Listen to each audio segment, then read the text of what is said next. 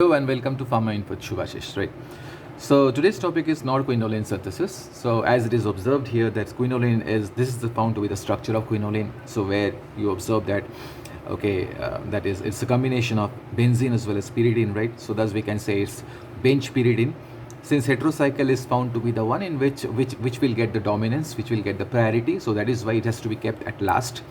Whereas, and it must be prefixed with the attached component, that is your benzene, right? So it is bench pyridine and it's a fused heterocycle. Obviously it is complying the Huckel's rule because as you said that, as we know that, okay, it is having this 10 pi electrons. So thus we can say, if I just plug in here 4n plus 2 equals to 10, where 4n equals to 8, and thus n equals to 2, right? So 2 is found to be a non-negative integer, right? Non-negative integer. Now as it is the non-negative integer, therefore we can say that pyridine is quinoline is an aromatic compound, right? And of course it's a flat compound, since the element of rigidity has been kept inside the ring. So that is why what we can say that quinoline cannot change its plane and all, right? So that's just it's not a non-planar, it's a planar compound, right?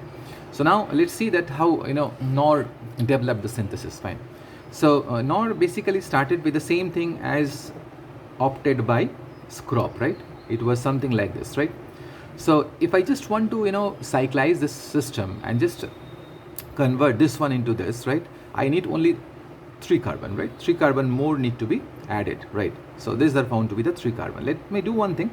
Let us just connect them all together and find and just trying to reshape this one, right? Because after all, this should not come. Okay, this is the one which need to be introduced into the system, right? So that we can get quinoline, but this should come along with some substituents, because after all, it is the reagent which is basically introducing a fragment, as an essential fragment, to the reaction media, and thus we can develop our compound of interest, right? So if this is found to be the one that we are left with, right? So how this can be built actually, how this can be reshaped rather. So the proximal vicinity, the proximal neighbor seems to be an amino group. So thus we can say we'll put one C double bond O here, right? And C double bond O, the carbon should be flanked with O C2H5. Because I need to, insert some groups which should participate in the reaction. So thus they are essentially of electronegatives as well, right? Fine. So what about this? This I can keep like this, CH2. Fine. And here we have a C double bond O and we have a CH3, right? So thus we developed what? A diketo ester. Why it's a diketo ester? Because this is the one which has been just now been reshaped, right? Because earlier it was a fragment comprised of 3 carbon. Now this 3 carbon fragment has been reshaped into a diketo ester, fine, for the purpose of introducing it in the reaction, fine. So it's a diketo ester. Why it's a diketo ester? Because we all know that this is found to be the general form of an ester, RC double bond O, O R prime, right? So same thing here also. So we have a R. Let us just consider this portion as R, right? This one is R, right? So R, C double bond O, O, then C2H5. So this is found to be the R portion, which is attributed to this portion, right? And why it's diketo? Because this is one keto, this is another keto. Though it is not found to be a an absolute keto, right? But the thing is that it is a part of an ester, but as it is presented in the form of C double bond O. So that is why colloquially what we can say it's a diketo ester, fine. So this is the one that need to be taken, right? So if I just merge these two, that means first I have taken aniline, followed by I need to take CO, C2H5, then CH2, then C double bond O, and finally CH3, right? Okay, so this is your aniline, and this one is diketo ester. And if I just want to rename it, or rather if I just want to find some another name for this one is nothing but ethyl acetate, fine. So this one is ethyl acetate, right? So now what need to be done? We need to merge them all together, fine, in presence of a heat. And what what he mentioned actually, you need to raise the temperature to 110 degrees centigrade. That means 110 degrees centigrade, fine. So what happened here? So here what is expected? From this amino, one hydrogen should be eliminated, and from this ethyl acetate, this portion should be eliminated. Fine. So at the cost of H5C2OH, what will happen? The initial merging will take place, right? Chalo. The initial merging. So initial merging is nothing but say here we have N, we have H, right? And then we have carbonyl, because OC2H5 has already been left out, fine, followed by a CH2, and then we have a C double bond O, because this is the area which remain intact, right? Because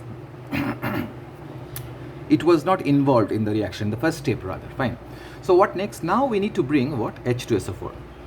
Okay, so H2SO4 need to be brought right now. For the purpose of what? H2SO4 has been brought here, fine. So for the purpose of removing H2O and ring closure, it is the H2SO4 that has been brought here, fine. Chalo. So what this H2SO4 will do, as I said, ki concentrated H2SO4 is nothing but it is used basically for, you know, for the purpose of removing or sucking up water. So that is why I have written here H2O, fine. So this is the one that need to be eliminated. So upon removal of one molecule of water, what will happen to this particular, the partially opened system, fine. This partially opened system will get completely closed, right? So this is the thing. Then we have like this, we have double bond O, then we have hydrogen, we have double bond here, and we have a methyl over here, fine. So this is the form which is basically a keto form, right? Keto form. And as it readily gets converted to enol form, let's see that whether there is a possibility that this will get converted to enol form or not, right? Fine. So as I said, the proximal neighbor seems to be an amide, right? An amide is the one in which the keto moiety is there, fine. So it is expected that this may undergo tautomerization, fine. This may undergo tautomerization, but here what happened, let me just tell you, the exceptional feature of this thing is, though it can get involved in tautomerization, but the thing is that this is the form which is found to be highly prevalent, fine, over this, over the other, right? What is the other one? The other one is found to be the compound of interest. So what is the other one? The other one is found to be like this. As I said, keto-enol, right? So what will happen? Now it has become completely unsaturated, or rather the conjugated system has been established all through the, or all around the ring system, fine. So this is found to be the one that is found to be the enol form. So this is in, this is all, and earlier it was simply a keto, right? So as I have mentioned here, see, you might be seeing here, so this is the one that need to be written over here. Why? Because see, though they are found to be keto as well as enol form, but still this is the form which is found to be highly prevalent, right? But I am not telling you this is not the one, this is not the one which is found to be formed, right? This has been formed, but the probability of finding this particular form is found to be more than this, fine.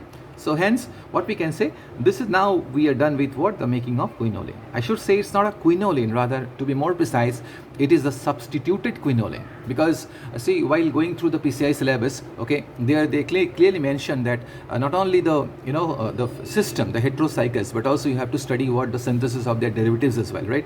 And Knorr QUINOLINE synthesis, it's a very famous one, right? So that is why this need to be studied actually. So with that we are done with what? The making of Knorr QUINOLINE synthesis. So let's do one thing, let us just once more recapitulate, okay, what has happened here during the reaction. So this is the aniline, right? So that should react with an you know, diketoester, preferentially ethyl acetoacetate. So once you are charging the reaction, okay, and that too, you know, incorporating or introducing heat, that is at 110 degrees centigrade. So what will happen? So partial cyclization, because initial ligation occurs, right? Initial ligation occurs, and that leads to, you know, the partially opened structure, right? Partially opened structure, fine. So what happened here? Now I need to, you know, ligate this portion as well, right? So in that very process of ligation, what need to be done as usual, we need to bring what? A concentrated H2SO4, and that is basically, you know, involved in sucking the water. So once there is an expulsion of water, so what will happen? This is the form that will get produced, right? This is found to be a closed one, but it's not a completely aromatic one, because it's a cyclic amide, what we can say. This is a cyclic amide because this is the portion which is an amide, and since the amide is not found to be an open one, so that is why we can say it's a cyclic amide, right? Now as there is a keto moiety, so what will happen? This keto gets converted to, that means both the forms, they are found to be in dynamic equilibrium, fine. So that is why, but the thing is that this is the form which is found to be highly prevalent over this. This is the form, this is the final compound which we are going to, which we have already been produced, right? But make sure that in that very process you can find it's not only this but also that, right? So chances of finding this particular form is found to be more than this. So hence, and with that we are done with the making of what? Quinoline. So this one is what? This one is 2-hydroxy 4-methyl quinoline. So finally what we got, actually we got 2-hydroxy 4-methyl quinoline. So hope you have understood the fact and file of this particular synthesis. So if you just please put your valuable comment, right? So once you are going to watch this video and once you are done with watching and all, fine, because your comment is very much essential for both of us to grow, right? So thank you. Please do subscribe my channel. Thank you. See you next time.